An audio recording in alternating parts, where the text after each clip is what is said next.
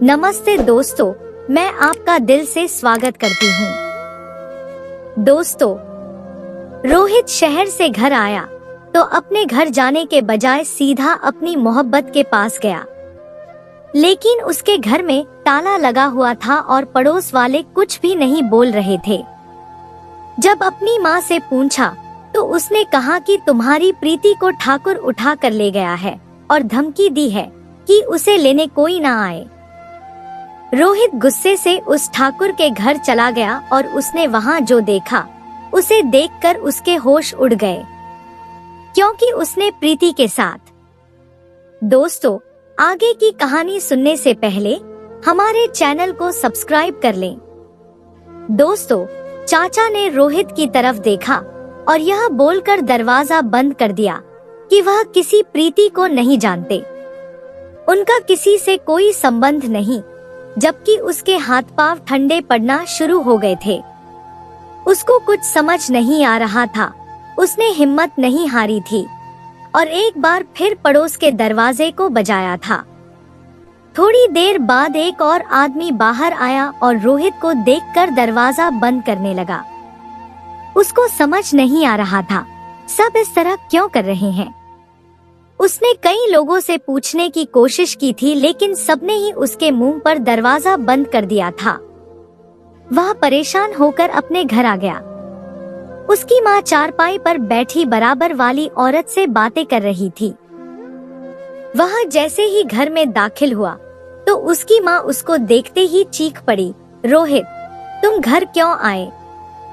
मैंने तुम्हें मना किया था ना। क्या जरूरत थी आने की? जबकि वह अपनी माँ के सामने आया था और उनको देखते हुए बोला, माँ, प्रीति कहाँ पर है? उसके घर पर ताला क्यों है?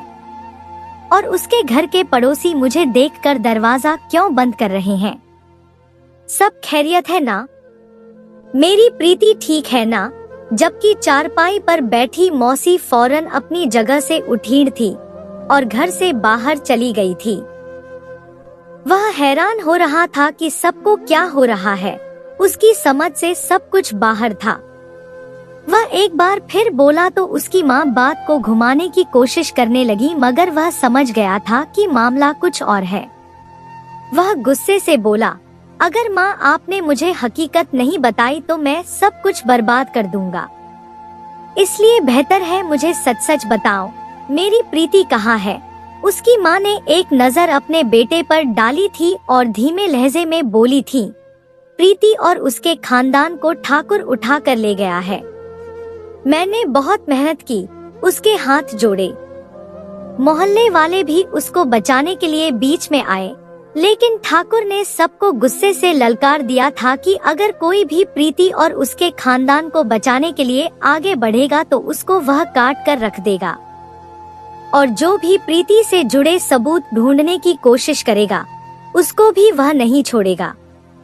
उसके आदमी हर तरफ फैले हुए हैं। जबकि मुझे माँ की यह बातें सुनकर अपना दिल बंद होता हुआ महसूस हो रहा था। मैं फौरन बोला, आपने मुझे फोन पर यह बात क्यों नहीं बताई? हालांकि आपको मालूम है मैं प्रीति से कितनी मोहब्बत करता हूँ। वह मेरी मंगेतर है। मैं तड़प उठा था।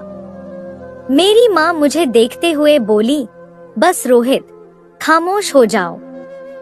तुम्हें किसी प्रीति से कोई मोहब्बत नहीं है। सुकून से घर में बैठो।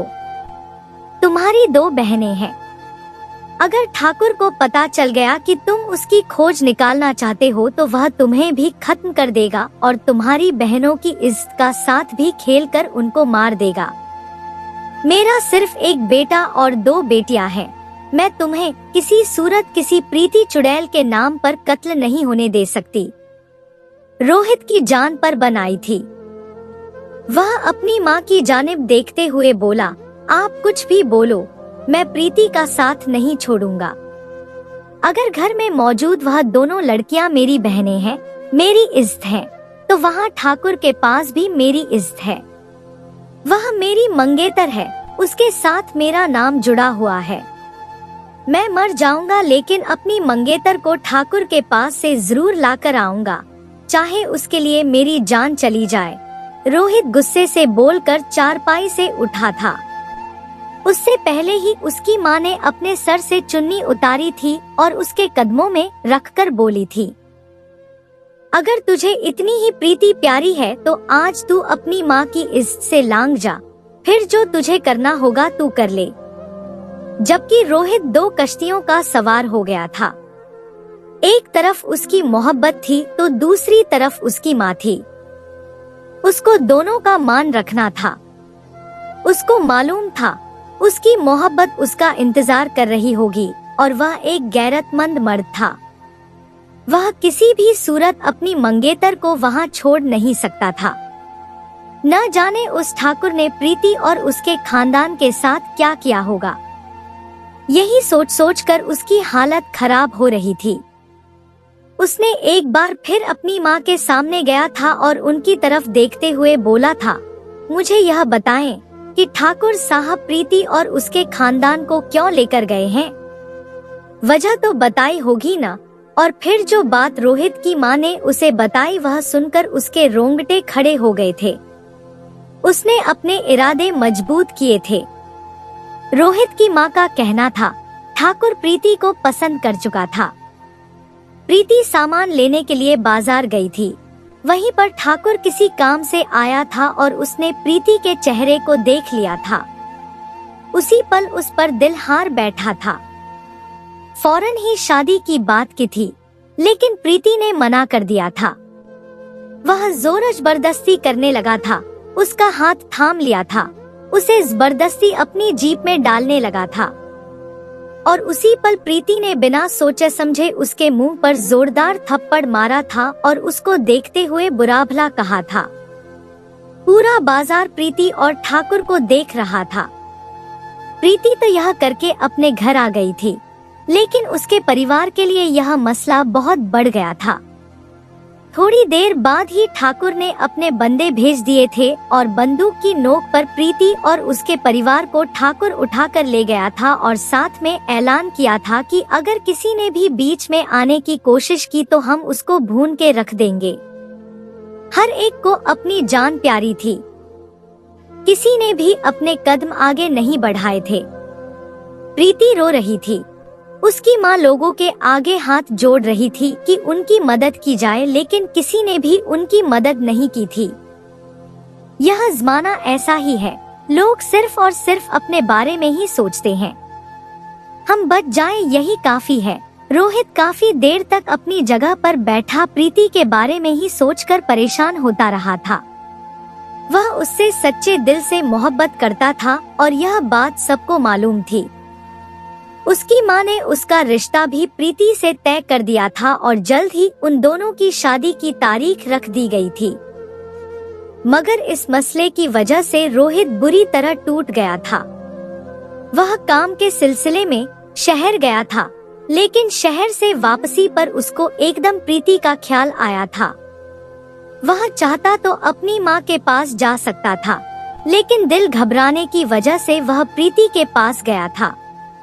लेकिन वहां जाते ही जो क़यामत उस पर टूटी, उसका दिल बुरी तरह बिखर गया था। अगली सुबह पूरे शानो शौकत के साथ राहुल का इरादा ठाकुर के पास जाकर प्रीति की जमानत करवाने का था, लेकिन उसको मालूम ही नहीं था कि उस पर कितनी बड़ी मुसीबत आने वाली है। और जैसे ही कपड़े वगैरह बदल कर वह बाहर आया तो मेहमान बैठे हुए थे। वह हैरान हुआ था। उसकी माँ फौरन ही उसका परिचय करवाते हुए बोली, जी यही मेरा बड़ा बेटा है रोहित। उसने उलझन भरी निगाहों से अपनी माँ को देखा था कि वह किससे उसका परिचय करवा रही थी। वह कोई सवाल करता या फिर वहाँ से जाता, उससे पहले ही उसकी माँ उसकी तरफ देखते हुए बोली, यह करिश्मा को देखने के लिए आए हैं। सामने वाली मौसी की रिश्तेदार है। मेरे चेहरे पर संजीदगी आई थी। मैं जो बाहर जाना चाहता था, खामोशी से बैठ गया था। मेरे लिए मेरा परिवार बहुत अहमियत रखता था। मैं अपनी बहनों से बहुत प्यार करता था। बाबा के बाद मैंने ही उन्हें बाप बनकर पाला था। मेरे बाबा की एक हादसे से मौत हो गई थी, और तब से ही हम माम बेटे अकेले रहते थे। मैं अपनी दोनों बहनों को अपनी जिंदगी में उनके घर का करना चाहता था। मेरी ख्वाहिश थी उन दोनों के लिए अच्छा रिश्ता मिल जाए। बड़ी वाली के लिए तो रिश्ता मिल गया था, उसकी मंगनी भी हो गई थी, बस छोटी वाली रह गई थी।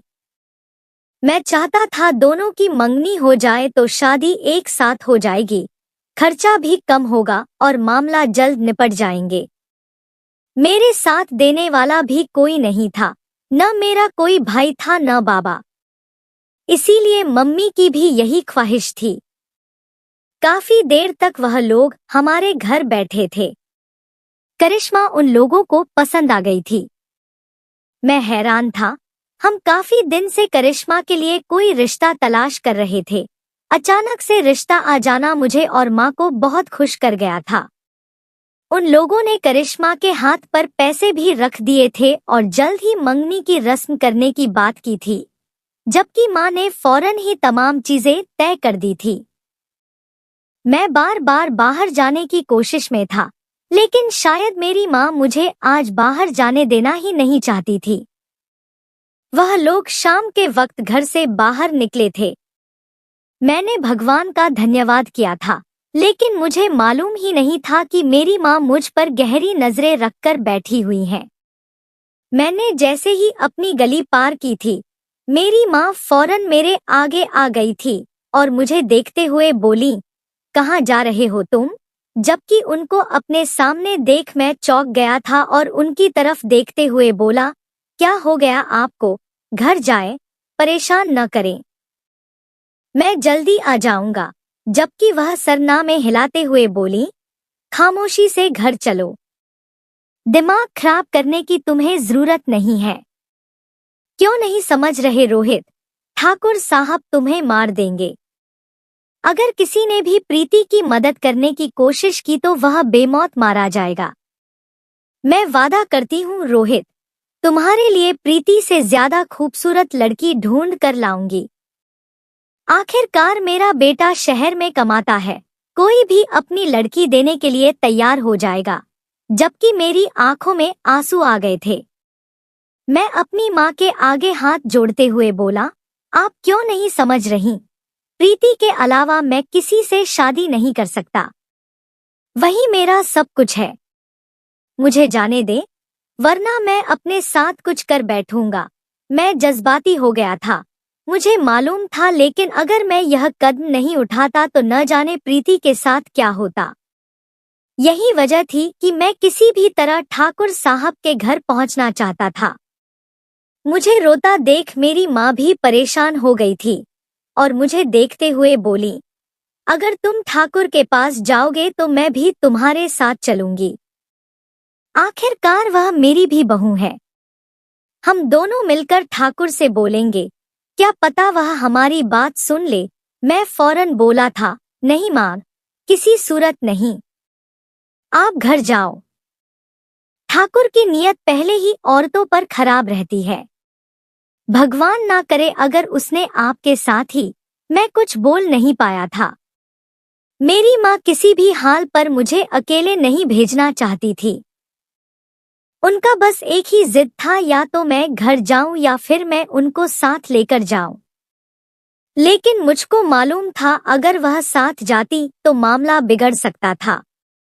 मैं लड़का था, मैं हर चीज बर्दाश्त कर लेता था, लेकिन वह औरत थी, उनकी इज्जत बहुत नाजुक थी। हाँ, वह बेवा थी, उनके सर पर पति का साया नहीं था, लेकिन मुझको मालूम था ठाकुर बहुत बेगैरत इंसान है। अपना उल्लू सीधा करने के लिए वह किसी के साथ कुछ भी कर सकता है और मैं नहीं चाहता था कि फ्यूल की दुश्मनी में मेरी माँ बहनें बीच में आए। लेकिन मैंने बहुत मुश्किल से उन्हें घर भेज दिया था और साथ ही मैंने कहा था कि घर जाकर मेरे लिए प्रार्थना करना कि मैं कामयाब होकर वापस आऊंगा। लेकिन मुझको मालूम ही नहीं था कि आज मैं अपनी आंखों से क्या देखने वाला था। मैं जैसे ही ठाकुर साहब की हवेली पहुंचा तो सामने का मंजर देख मेरा दिल रो पड़ा था। हवेली को दुल्हन की तरह सजाया जा रहा था। जिसका साफ मतलब था कि वह ठाकुर मेरी प्रीति को अपनी दुल्हन बनाना चाहता है। मेरी आंखों में आंसू आ गए थे। हाँ, ठाकुर बहुत ताकतवर इंसान था। उसका मुकाबला करना मेरे लिए बहुत मुश्किल था, लेकिन मैं पीछे नहीं हटना चाहता था। मैंने दिल ही दिल में सोच लिया था, जान चली जाएगी लेकिन प्रीति को किसी भी तरह मैं बचा कर रहूंगा। मैं बहुत मुश्किल से हवेली में दाखिल हुआ था। वॉचमैन मुझे अंदर जाने नहीं दे रहा था, लेकिन मैं तमाम रास्ते अपनी मोहब्बत के लिए पार कर गया था। मैं जैसे ही हवेली में दाखिल हुआ, सामने ही ठाकुर साहब टांग पर टांग रखकर बैठे हुए थे। प्रीति उसके पांव के करीब बैठी हुई थी। प्रीति के माँ बाप भी नीचे जमीन पर ही थे, जबकि ठाकुर के हाथ में शराब की बोतल थी। मेरा दिल किया कि मैं यहीं उसकी जान ले लूं, लेकिन जितना हम सोचते हैं, हर चीज इतनी आसान नहीं होती। मैंने अपना लहजा सामान्य किया था। मेरा यहाँ आना बेकार था। मुझे मालूम था न मेरे पास हथियार है और न ही धन दौलत, इसीलिए मुझे हर मामला आसानी से हल करना था। मैं हवेली में दाखिल हो गया था। मुझे देखते ही ठाकुर सीधा होकर बैठा था। उसके सीधा होने की वजह से प्रीति ने भी मेरी तरफ देखा था और वह फौरन अपनी जगह से खड़ी हो गई थी और ठाकुर समझ गया था कि मैं कौन हूँ। वैसे भी वह मेरी तलाश में था, लेकिन मैं उसको मिला नहीं था। मैं सीधा ठाकुर के करीब गया था और उनके आगे हाथ जोड़ते हुए बोला, ठाकुर साहब, आप अमीर इंसान हो। किसी भी लड़की पर हाथ रखोगे, वह आपकी हो जाएगी। लेकिन प्रीति मेरी है। मैं और प्रीति एक दूसरे से मोहब्बत करते हैं और हमेशा साथ रहने की कस्में खा चुके हैं। भगवान के लिए हमें एक होने से ना रोको। जबकि ठाकुर अपनी जगह से खड़ा हुआ था। हाथ में मौजूद बंदूक मेरी तरफ की थी। वह अभी ट्रिगर दबाता, उससे पहले ही प्रीति मेरे सामने आई थी और ठाकुर की तरफ देखते हुए बोली, मैं इस आदमी से मोहब्बत नहीं करती, इसको नुकसान पहुंचाने का कोई फायदा नहीं है। और रोहित, तुम यहाँ से जाओ, मुझे तुमसे कोई ताल्लुक नहीं रखना। जबकि मैं प्रीति को देखते हुए बोला था, तुम क्यों परेशान हो रही हो मेरी जान? तुम्हें डरने की जरूरत नहीं है। हम इस ठाकुर का कोई ना कोई बंदोबस्त कर लेंगे। लेकिन मुझको को मालूम ही नहीं था कि उस शख्स ने पहले ही मेरा बंदोबस्त कर लिया था। मैं और कुछ कहता, उससे पहले ही 2 आदमी आए थे और मुझे समझने का मौका दिए बगैर ही मुझे मारना शुरू कर दिया था। उसके 4 आदमी और आ गए थे। वह सब मिलकर मुझे बुरी तरह पीट रहे थे। मेरे जिस्म का जोड़ हिल गया था। मैं उन लोगों से दूर होना चाहता था, लेकिन वह लोग बिल्कुल भी काबू में नहीं आ रहे थे। प्रीति की दिल दहला देने वाली चीखें मेरा दिल परेशान कर चुकी थी और अचानक जब प्रीति ठाकुर की बाहों में बेहोश हुई, तब कहीं जाकर उन दरिंदों ने मुझे छोड़ा था और ठाकुर के हुक्म पर मुझे हवेली से बाहर फेंक दिया गया था। वक्त का पहिया घूमता जा रहा था। ठाकुर ने पूरे गांव में न्योता दिया था कि उसकी शादी 1 हफ्ते बाद है, सबको आना है, गरीबों के लिए भी खाना होगा। जबकि मेरा हाल तो इतना खराब था जिसकी कोई हद नहीं थी, चलने के भी काबिल नहीं था। मेरी माँ ने साफ बोल दिया था कि तुम अब दोबारा प्रीति के पीछे नहीं जाओगे, बल्कि हम पूरी फैमिली यहाँ से चले जाएंगे। हम शहर में ही रह लेंगे, कम खाएंगे, लेकिन यहाँ पर रहने से बेहतर होगा, क्योंकि बार बार ठाकुर के बंदे मेरे घर आ रहे थे, मुझे धमका कर गए थे। मेरे सामने एक और अजीब बात भी कही थी कि अगर मैंने शादी में कोई भी रुकावट पैदा की तो मेरी बहनों की इज्जत को खराब कर दिया जाएगा। और मेरी माँ बुरी तरह डर चुकी थी। उन्होंने फौरन शहर में घर ढूंढने का हुक्म जारी कर दिया था, जबकि मैं उन्हें समझा रहा था कि जो वह कर रही हैं वह गलत है, उनको इतनी जल्दबाजी नहीं करनी चाहिए। मगर वह साफ बोल चुकी थी, उनके लिए उनकी बेटियों से ज्यादा कुछ प्यारी नहीं है। वह किसी प्रीति को नहीं जानती और यह बात हकीकत है कि जब बात औलाद की आती है तो माँ हर रिश्ते को भूल जाती है। माँ की जबरदस्ती की वजह से 2 दिन में ही मुझे शहर में घर ढूंढना पड़ा था। मैं शहर आ गया था लेकिन मेरा दिमाग अभी तक प्रीति में उलझा हुआ था। आज शनिवार का दिन था। आज प्रीति और ठाकुर का विवाह था। यह सोचकर ही मेरा दिल बंद हो रहा था कि आज ठाकुर मेरी मोहब्बत को अपनी बाहों में लेगा। यह लम्हा एक मर्द के लिए बहुत तकलीफदेह होता है, लेकिन मुझको मालूम ही नहीं था भगवान मेरे साथ क्या करने वाला है। मैं बरामदे में बैठा आंसू बहा रहा था। मैं कुछ नहीं कर सकता था। मैं बेबस हो गया था। अचानक ही मेरे घर का दरवाजा किसी ने खटखटाया था। मैं हैरान हुआ था, भला यहाँ कौन आ सकता था। बहन को आवाज दी तो उसने दरवाजा खोला। सामने कोई और नहीं बल्कि मेरी मोहब्बत प्रीति और पीछे उसका पूरा परिवार मुस्कुराहट लिए खड़े थे। मेरा दिल अजीब सी कैफियत का शिकार हो गया था। यह लोग क्यों आए थे? मैंने अपनी बहन की तरफ देखते हुए बोला, अंदर जाओ और कमरे की अंदर से कुंडी लगा लेना। अगर मैं बोलूं तभी बाहर आना। मेरी बात सुनकर वह अंदर भाग गई थी, जबकि मैं अपनी जगह से खड़ा हो गया था। तकलीफ से मेरा जिस्म टूट रहा था, लेकिन प्रीति को सामने देखकर ऐसा लगता था जैसे जिस्म में जान आ गई हो। बेशक मोहब्बत चीज ही ऐसी होती है। महबूब को देख ऐसा लगता है जैसे सब कुछ मिल गया हो। प्रीति आंसू भरी निगाहों से मुझे देख रही थी। चंद पल गुजरे थे और वह अचानक ही भागकर अंदर आई थी और मेरे सीने से लग गई थी। कुछ समय के लिए मेरे जलता दिल को ठंडक मिल गया हो। मुझे सुकून मिल गया था। मैं भी प्रीति को महसूस कर रहा था। वह मुझे देखते हुए बोली, तुम्हारी प्रीति जीत गई। तुम्हारी प्रीति ने उस राक्षस को खत्म कर दिया हमारे लिए। मैं सब कुछ कर बैठी हूँ, जबकि मेरी आंखें बड़ी हो गई थी।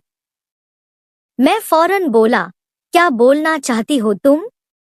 ठाकुर का क्या हुआ है? और तुम और तुम्हारा परिवार यहाँ कैसे पहुँचे? हमारे घर का एड्रेस किसने दिया? और फिर जो बातें उसने बताई सुनकर मैं हैरान रह गया था। वह कहने लगी, जिस पल तुम्हें उसने बाहर फेंका था मैं बेहोश हो गई थी। मुझे होश तकरीबन 2 घंटे बाद आया था। ठाकुर मेरे पास ही बैठा हुआ था। मैं जैसे ही उठी तो पागल सी हो गई थी। मैं किसी भी तरह तुम्हारे पास जाना चाहती थी। ठाकुर ने मुझे मजबूती से पकड़ लिया था। न जाने मुझे क्या हुआ था कि मैं ठाकुर के सीने से लग गई थी। ठाकुर अपनी जगह पर बिल्कुल सुन्न हो गया था। मैं रो रही थी। शायद मुझे किसी के सहारे की जरूरत थी। थोड़ी देर तक अपना दिल हल्का करने के बाद मैं ठाकुर से अलग हुई थी और उसको देखते हुए बोली थी, मैं तुम्हारी मोहब्बत हूँ और भला कोई अपनी मोहब्बत को इतनी तकलीफ देता है?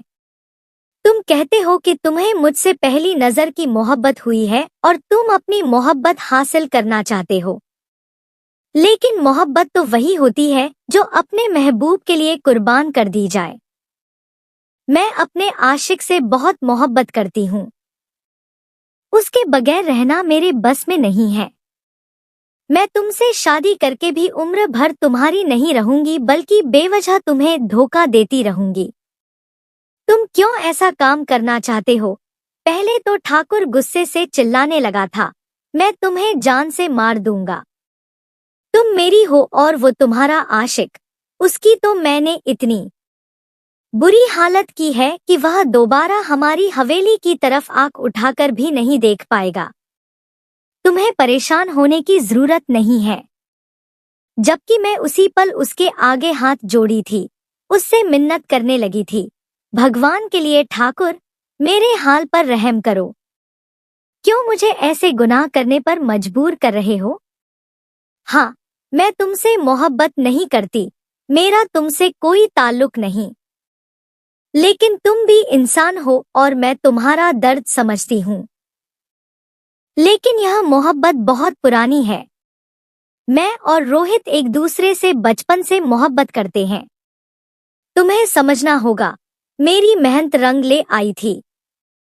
मेरा बार बार कहना उसको पिघला रहा था, लेकिन वह सख्त बना हुआ था। और कल रात जब मैंने गुस्से में आकर अपनी कलाई पर पूरी चूड़ी रख ली, उसी पल ठाकुर मान गया था। वह कहने लगा, तुम मेरी मोहब्बत हो। तुम इस बात को मानो या ना मानो, मैं तुम्हारे साथ जबरदस्ती नहीं कर सकता। यह दिल का सौदा होता है।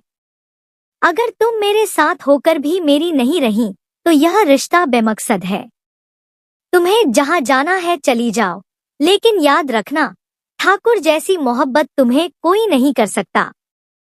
मैं तुम्हारे खातिर अपनी मोहब्बत अपने दिल में ही छुपा लेता हूँ। लेकिन कभी भी मेरी जरूरत पड़े तो तुम्हारा ठाकुर हाजिर है। जबकि यह सुनते ही मैं हैरान रह गया था। मेरी माँ, बहनें सब बाहर आ गई थी। पीछे प्रीति का पूरा परिवार खड़ा था। मेरा बस नहीं चल रहा था, मैं क्या कर जाऊं। मैंने भगवान का धन्यवाद किया था और उठकर प्रीति को गले से लगाया था। उसको महसूस किया था। मैं अपनी हालत लफ्जों में बयान नहीं कर पा रहा था। मेरी माँ ने हम दोनों को बहुत प्यार किया था। हम दोनों की नजर उतारी थी और उसी दिन पंडित जी को बुलाया गया था, क्योंकि ठाकुर का कोई भरोसा नहीं था। वह कभी भी कुछ भी कर सकता था। इसीलिए मैंने प्रीति से विवाह कर लिया था। वह इस चीज के लिए राजी नहीं थी। उसका कहना था कि हम शादी धूमधाम से करेंगे। लेकिन मुझे मामलात बिगड़ते हुए नजर आ रहे थे। मैंने साफ कह दिया था कि हरगिज नहीं। ठाकुर का कोई भरोसा नहीं है। अगर अभी उसका दिल मोम हो गया और बाद में अगर सख्त हो गया तो उसके और तुम्हारे दरमियान शादी की दीवार होगी। वह कभी कुछ नहीं कर पाएगा। लेकिन ठाकुर ने अपनी बात सच कर दिखाई थी। मैं और प्रीति का परिवार दोबारा गांव नहीं गए थे। हम शहर में ही रहते थे। लेकिन ठाकुर ने कभी भी हमारी तरफ आंख उठाकर नहीं देखा था। बेशक अगर इंसान समझ जाए कि मोहब्बत हासिल करने का नाम नहीं, तो हर शख्स किसी भी औरत के साथ जबरदस्ती नहीं करेगा। तो दोस्तों, यह थी हमारी आज की कहानी। आपको सुनकर कैसी लगी हमें कमेंट करके जरूर बताएं और हमारी वीडियो को ज्यादा से ज्यादा अपने दोस्तों में शेयर करें और हमारे चैनल को भी सब्सक्राइब कर लें, ताकि आने वाली वीडियो का नोटिफिकेशन आप तक तुरंत पहुंचे। मैं मिलती हूं आपसे अगली वीडियो में। तब तक के लिए धन्यवाद।